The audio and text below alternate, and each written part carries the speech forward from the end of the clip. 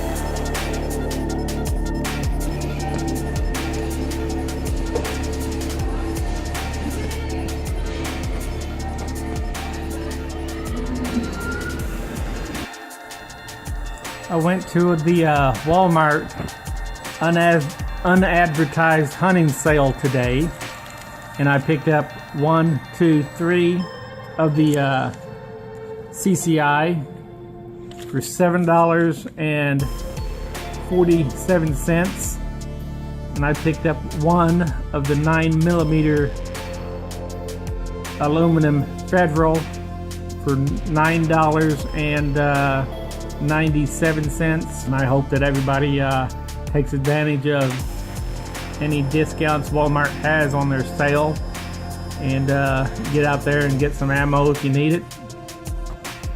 Like, subscribe, and leave your comments below, people.